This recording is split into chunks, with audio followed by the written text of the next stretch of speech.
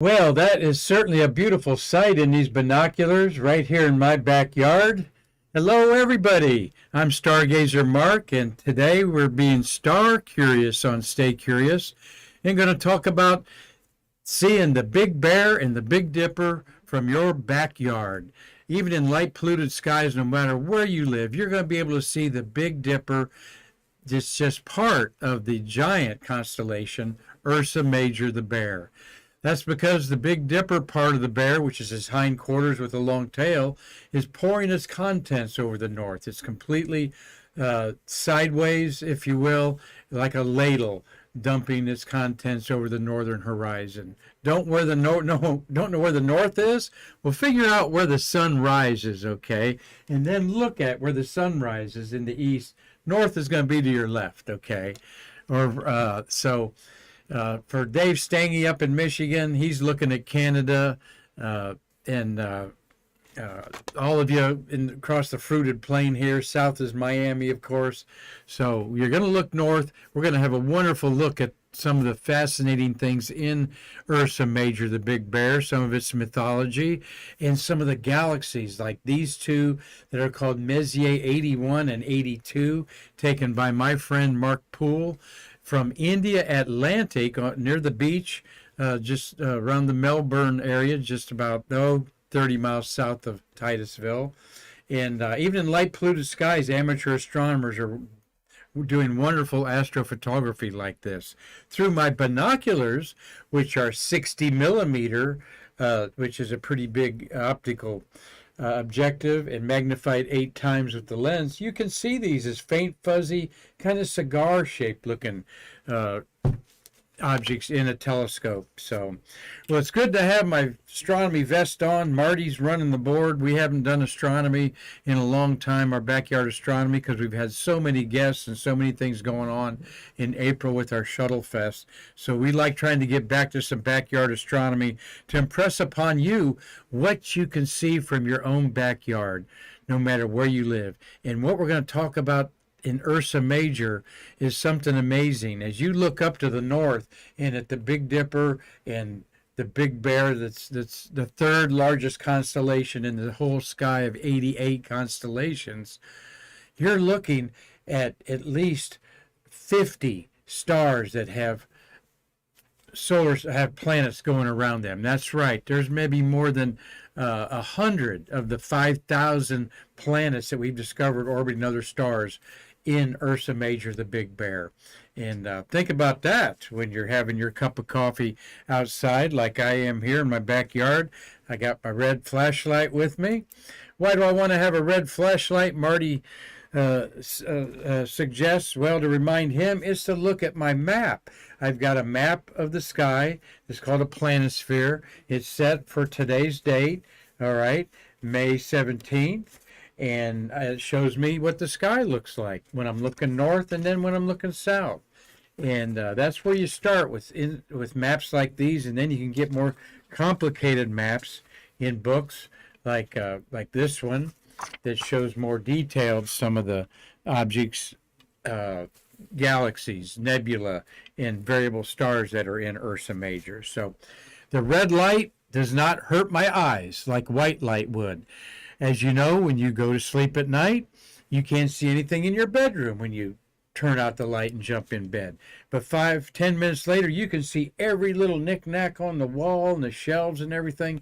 That's because your eyes have dilated open to absorb more light, and that's what a natural thing humans do. And you turn on the bright lights, that pupil goes from wide open to tiny.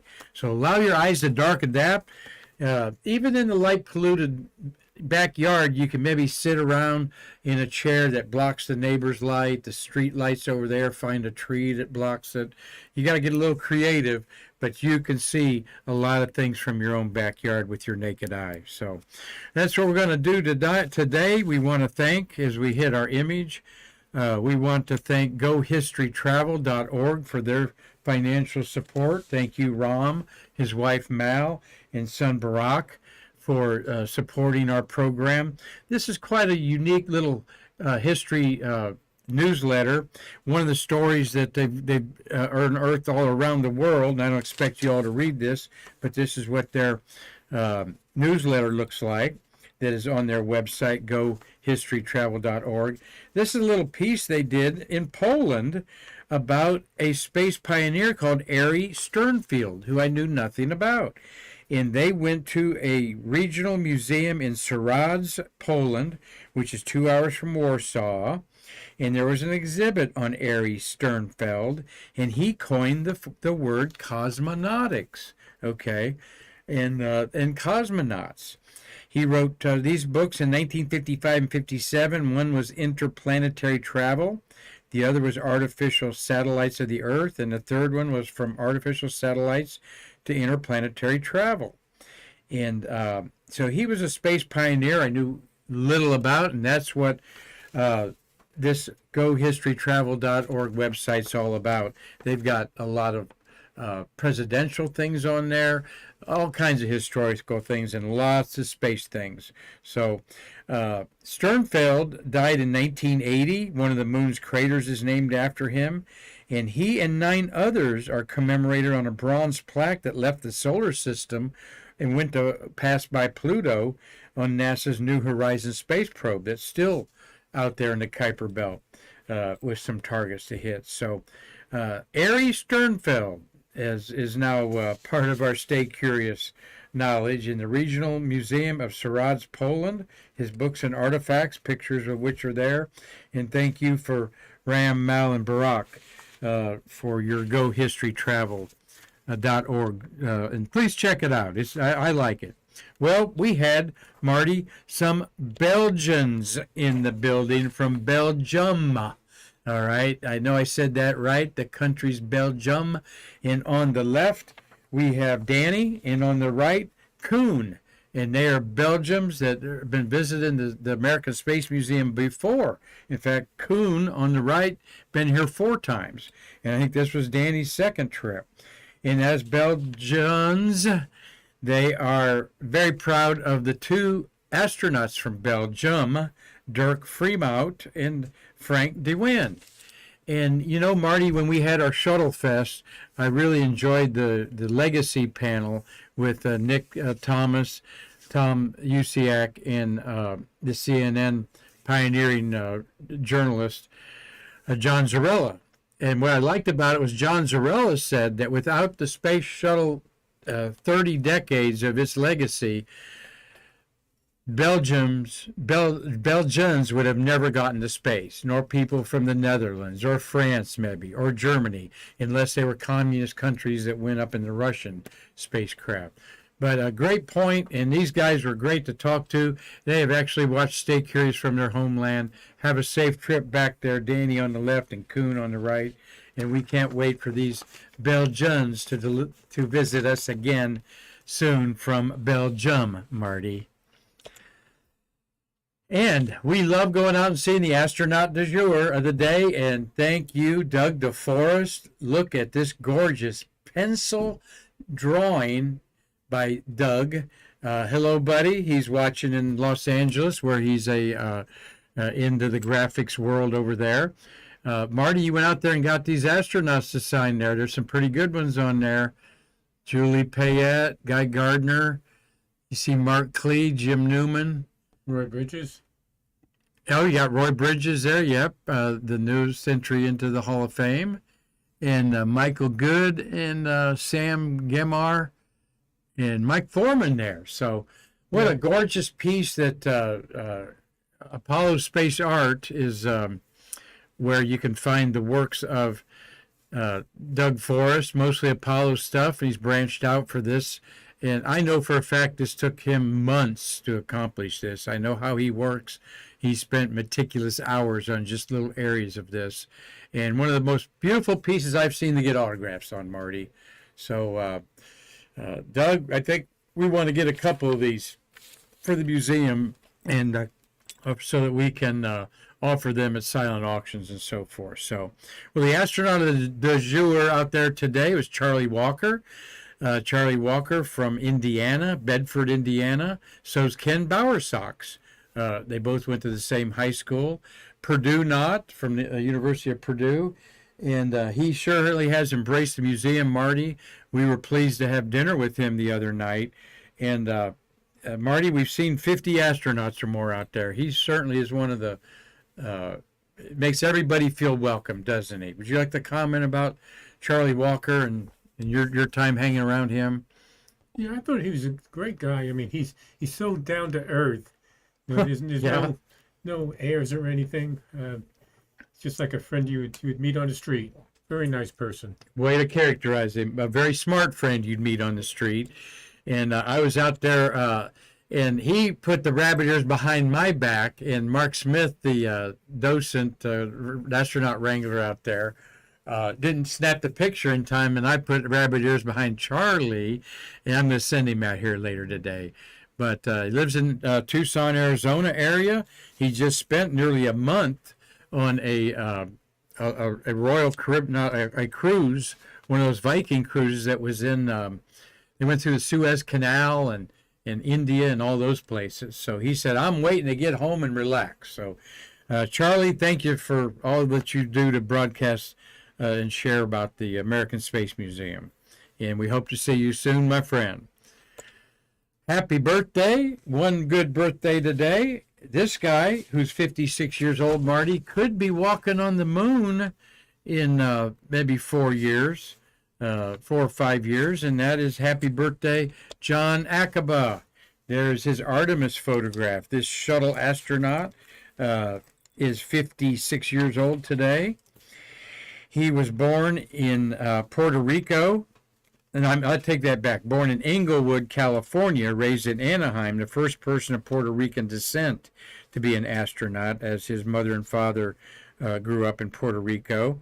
Now training to go to the moon. 3 spacewalks on the space station.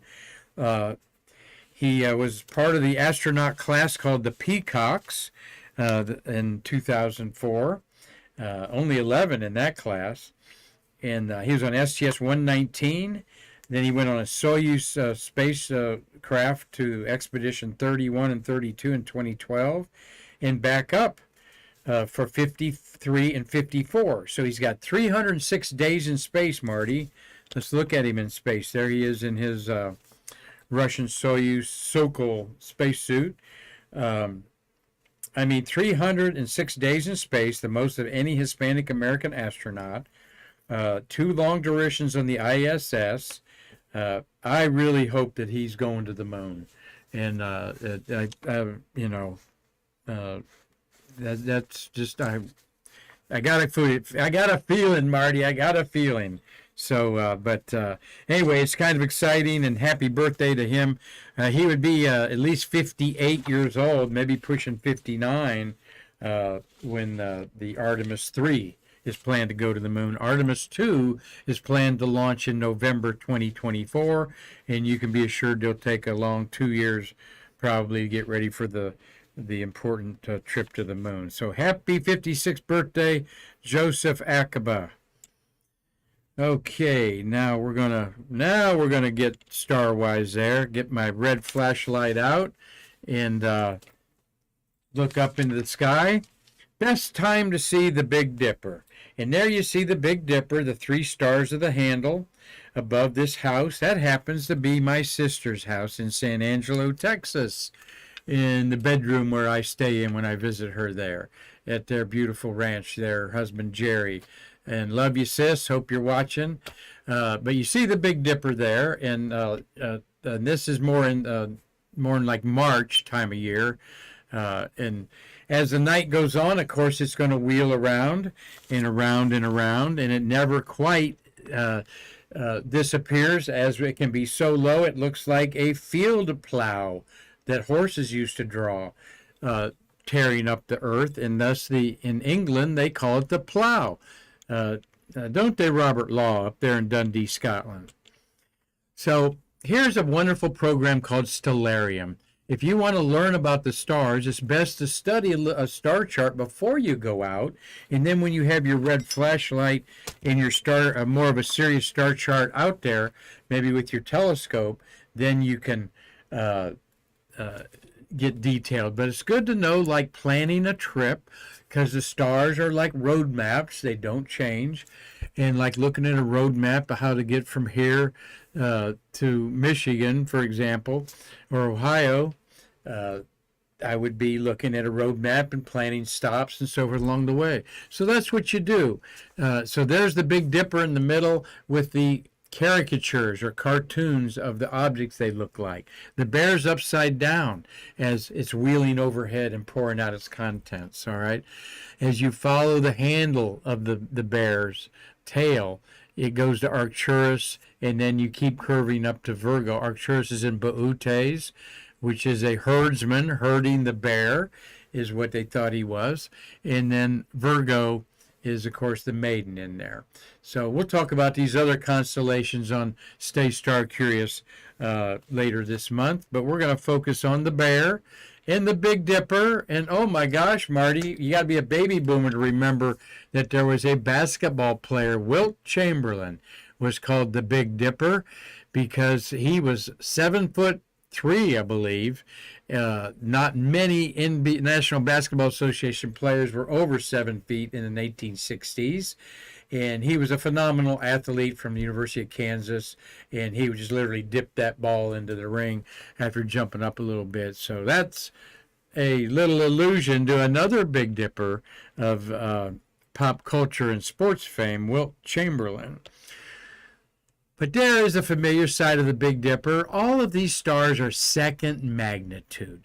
And first magnitude, there's only a handful of stars that are first magnitude, like 20 in the entire north and southern hemispheres. Second magnitude, you have maybe 150 to 200 stars that are second magnitude. Third magnitude, there's only about 3,000 stars you can see at night if you're out in a reasonably dark area. Your backyard, you're going to be lucky to see 100 to 200 stars from your backyard at night. But these are all about the same brightness. They all seem to be, about 5 of them are going in the same direction. So we think that they were born out of the same cosmic cloud, like the Pleiades star cluster. So called also the wagon, the plow, all right? They've always been used as navigational pointers by sailors and people traveling the land for eons, just millennial.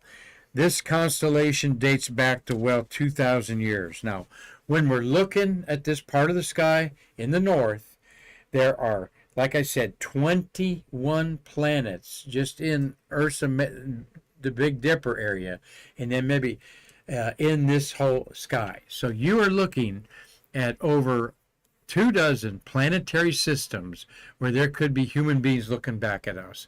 But even if there's not like creatures intelligent, think about the odds of things like amoeba and maybe blind crickets or roly-polies or plant life, those type of things. It's so hard to think about Earth and look at our human life and look at the tenacity, the tenuousness of our globe, and think about 65 million years ago, these gigantic monsters called dinosaurs were roaming the Earth, so huge we can't even imagine it. And now 65, so you're looking back in time, there could be dinosaurs on some of these planets that we're looking at, that scientists tell us they're there because of the investigative tools that we put orbiting the Earth and from the ground. Well, back to the third largest constellation in the sky. Of course, it is part of a bigger constellation called Ursa Major, the Big Bear. We call these asterisms. Parts of constellations like the Big Dipper. There's the Southern Cross that's made up of 3 constellations. Southern Cross there's the Northern Cross from 3 constellations. There is the Winter Triangle. All right, is made of 3 different stars in 3 different constellations. So all of these stars are named. They become familiar to amateur astronomers like us. Dubhe, Merrick, Phecda, Magritte, Alioth, Mizar, and Alkaid. all are regular jargon in astronomy nomenclature. In the crook of the handle there, Algor, Mizar has a companion Alcor, all right, which you can see with your naked eye just barely there. Of course, like Alcade means end of the tail. That's the last star at the handle there. Which, while I'm thinking about it, there are no creatures that are bear-like found on Earth that have long tails. This is part of the mythology of this constellation, and we wonder, why does this bear have a long tail?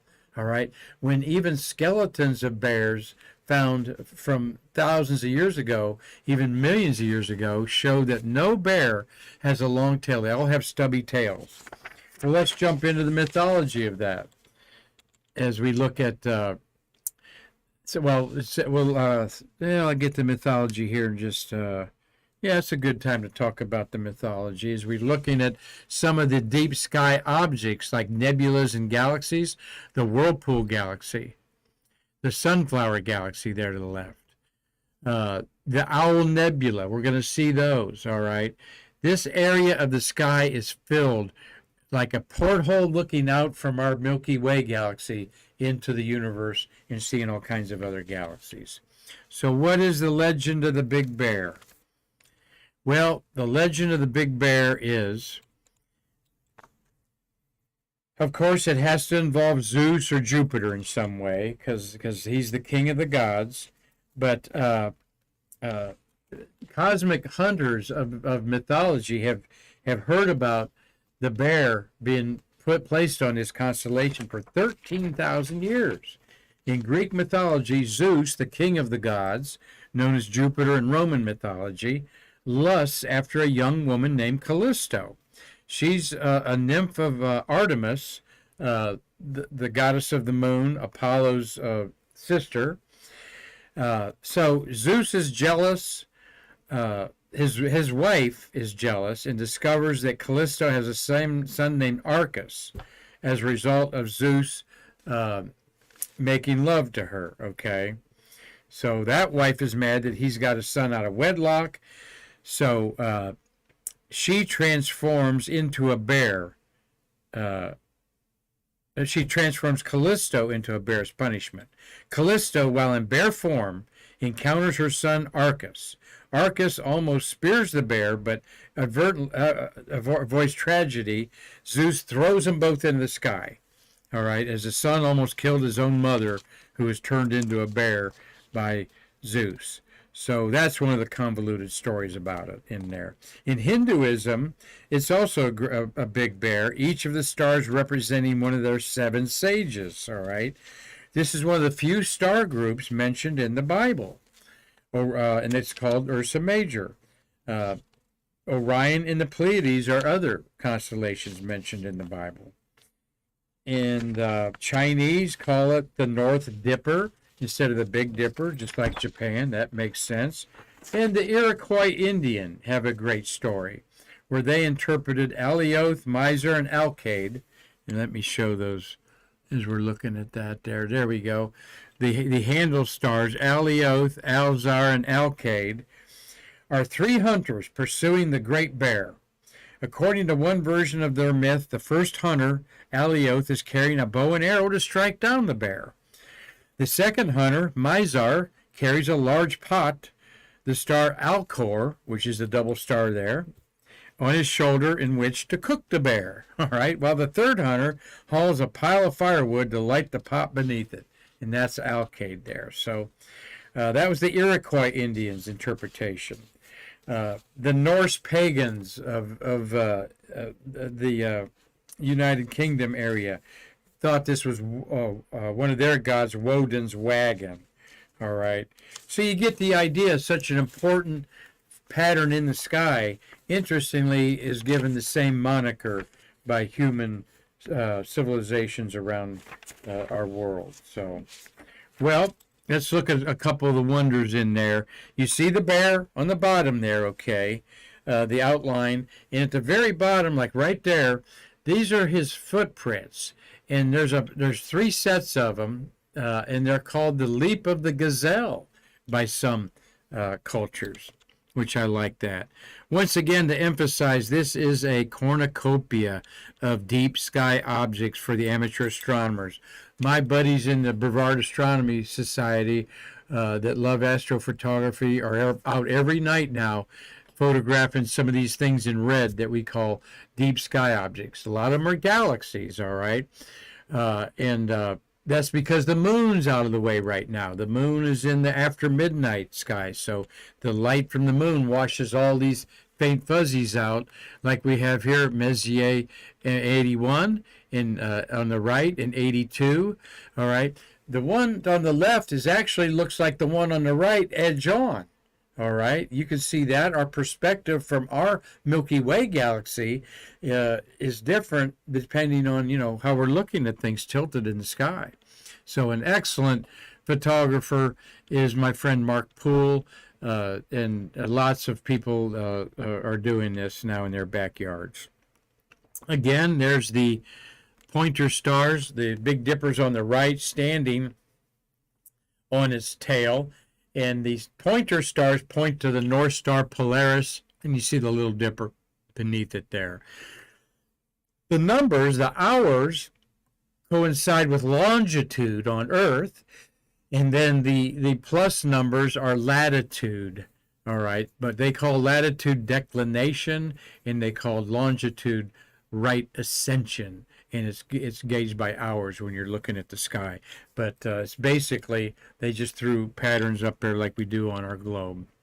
Now, lots of people use the Big Dipper to explain distances. It's a great way to remember, because I might say to you that Venus is 10 degrees south of the moon tonight, all right? Well, how much is 10 degrees? Well, 10 degrees is about your fist held out at arm's length. From the edge of your fist to the other fist is about 10 degrees. So that would fit comfortably in the bowl of the Big Dipper. The Big Dipper stars, American Dubhe, that point to the North Star are 5 degrees apart, and so on and so on. And like I said, you can use your hands. 10 degrees is your fist. 3 fingers is 5 degrees. And you can always cover up the moon with your little pinky finger outstretched. It is only a half a degree across. So there again is the Stellarium program that gives you an idea, without the lines, of course, of what you'd see in the night sky. And the Big Dipper's used to find many objects in the sky. You can take those bright second magnitude stars and go to Polaris to the left. Like I said, arc of the handle, you arc to Arcturus, speed on to Spica. Then you go over to Corvus, that's over here that we talked about yesterday. The two other stars go to Regulus and Leo the Lion. So that's what we do, is star hop to learn what the objects are in the sky. And the Big Dipper is a great place to start and learn. There again, that's one of the first axioms I learned. Take the curve of the handle, speed on, arc to Arcturus, speed on to Spica. The diamond of Virgo refers to where there's this thousands of galaxies that you can see in there. So I think we've got that star hopping down idea pretty good there. Again, Ursa Major, the Big Bear, all right, the third largest constellation in the sky. It covers a lot of territory. There's 88 constellations. The smallest is Crux, the southern star in there. So it's the best time to see it. And what do you see? What are we talking about? All those deep sky objects when we look at them? Well, the Owl Nebula is one. And the Owl Nebula is easy to find even in these binoculars. It looks like a faint little round object. We call them planetary nebula because they're not planets, but they were round like planets, and they didn't know what they were. Well, it looks like an owl, doesn't it? And those little stars that are in this cosmic cloud, inside of it are between us and the cloud. And the Hubble telescope showed us that this is a star that blew up. This is the Owl Nebula seen with the Hubble. And it blew up, and its gases, it's kind of burps off its first layer, and then it blows up, and the blow up catches up with the burp layer, and all this intertwine goes on. Quite a fascinating object that looks like this in a backyard telescope. in the Hubble telescope. And then we've got the Whirlpool Galaxy. It's an easy object to see, and I've seen it in binoculars. In fact, you can see over 100 of what we call the Messier objects with binoculars. And this is what the Whirlpool Galaxy looks like through a modest telescope. Doug Forrest is watching. Thank you. Dave Stange, Melissa Pope. Hey, Chris Cowley. Great to hear from you. I'm sure Steve, he enjoyed seeing Charlie Walker there. We told Charlie hi for you there, Chris, and he said hi back. Steve Hammer, Keith Sewell's in Washington State. Hey, good buddy. He's looked at the Whirlpool Galaxy through a telescope. Frank O'Felt is watching. Craig Donaldson, Christopher Mick. I bet he's seen the Whirlpool Galaxy. Tom Usiak, Bill Whiting, Daniel DeYoung, Cynthia Rossi, Chalazan. We got Carlton Bailey, and Robert Law has been enjoying our program today. So this is what it looks like in the backyard.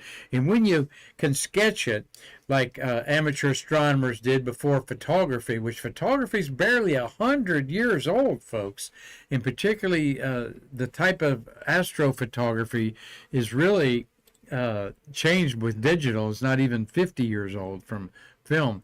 But there is what one of the most serious drawings of the time you see, and then you see different another depiction in the bottom of a drawing, and then two early pictures of it. Yes, this galaxy is tied into another galaxy that maybe it actually plowed through. All right, we know that happens, that galaxies are attracted by gravity and can intersect each other. And here's the beautiful Whirlpool Galaxy in a Hubble telescope photograph. And Marty, you see all those red little clouds in the spiral arms? Of course you do. Those are nebula where star systems are being born, folks. This is a very young galaxy where it is very active regions all over where gigantic hydrogen clouds that are 400 light years across, all right, or more, are birth nurseries for stars being born. So this is a very active galaxy, all right. Our Milky Way looks something like this, except there'd be kind of a bar in the middle there. It's a little more stretched out. But all of our galaxies that we know have black holes in the center. And that galaxy on the right that's been distorted and maybe torn apart by this galaxy that flew through it at some point in time. The Whirlpool Galaxy, a whirlpool, you can understand why one of the first that were discovered to see with these arms like that. And I know we'll end our program today because I know many of you are aware of the Hubble deep sky images where they look at one area of the sky that seemed to have nothing there, and it revealed thousands of galaxies, not stars but galaxies. Well, right there, right near the between the bowl and the handle, there is where this Hubble fabulous image was taken, right there. They thought nothing was there, and then they see 3,000 galaxies, some as far back in time as 12 billion light years in our approximately 15 billion year old universe. So just a photograph of the ages there, and of course the Webb telescope has also repeated this.